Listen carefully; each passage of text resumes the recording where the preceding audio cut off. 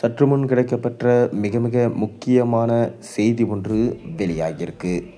கண்ணீருடன் ராஜினாமா செய்தார் முதலமைச்சர் ஸ்டாலின். தமிழக சட்டசபை தேர்தல் முடிவுகள் ஆளும் கட்சியான திமுகவிற்கு பெரும் பின்னடைவை ஏற்படுத்தியிருக்கு. முதலமைச்சர் மு.க.ஸ்டாலின் தமிழக ஆளுநர் ராஜேந்திர கர்லேக்கருக்கு தன்னுடைய ராஜினாமா கடிதத்தை இமெயில் மூலம் அனுப்பியிருக்கார். இந்த ராஜினாமாவை ஆளுநர் ஏற்றிருக்கிறார். தமிழக சட்டசபை தேர்தலில் திமுக கூட்டணிக்கு 73 இடங்களும் அதிமுக கூட்டணிக்கு 53 இடங்களும் கிடைச்சிருக்கு. பெரும்பான்மைக்கு 118 இடங்கள் தேவை என்பதால அதிமுக திமுக ஆட்சி அமைக்க முடியாது.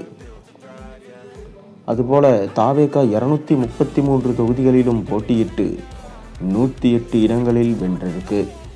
ஆனால் பெரும்பான்மை இல்லாததால் தொங்கு சட்டசபை ஏற்பட்டிருக்கு.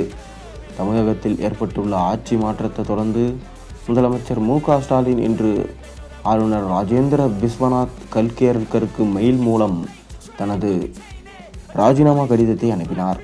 அந்த கடிதத்தை அவர் ஏற்றுக்கொண்டார். புதிய அரசு அமையும் வரை முதல்வர் பதவியில் தொடர வேண்டும் என ஆளுநர் வேண்டுகோள் விடுத்தார். இதேபோல அண்டை மாநிலமான கேரளாவிலும் காங்கிரஸ் தலைமையிலான கூட்டணி வெற்றி பெற்றதை தொடர்ந்து அம்மாநில முதலமைச்சர் பினராயி விஜயன் நேற்று மாலையே தனது ராஜினாமா கடிதத்தை ஆளுநரிடம் சமர்ப்பித்தார். இந்த தேர்தலில் திமுக கூட்டணி மற்றும் அமைச்சரவைக்கு எதிர்பாராத பலத்த அடி கிடைச்சிருக்கு. அமைச்சரவையின் சரிவு.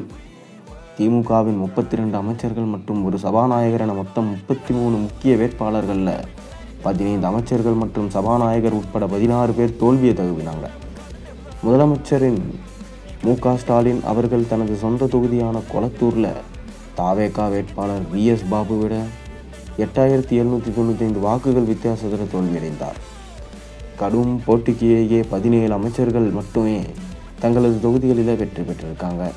திமுகவின் இந்த சரிவுக்கு முக்கிய காரணமாக பார்க்கப்படுவது நடிகர் விஜயின் தமிழக வெற்றிக்காகமாகும்.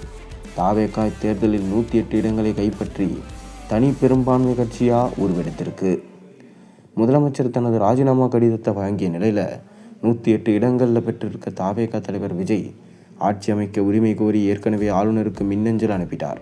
மேலும் பெரும்பான்மையை நிரூபிக்க 15 நாட்கள் கால அவகாசமும் அவர் கோரியிருக்கிறார். தமிழக அரசியல் வரலாற்றில் ஒரு சகாப்தம் முடிந்தது. புதியதொரு அரசியல் அத்தியாயம் இன்று முதல் தொடங்குகிறது. நீங்கள் இதை எப்படி பார்க்குறீங்க? உங்கள் கருத்துக்களை மறக்காமல் கீழே கமெண்ட் வாயிலாக தெரிவிங்க.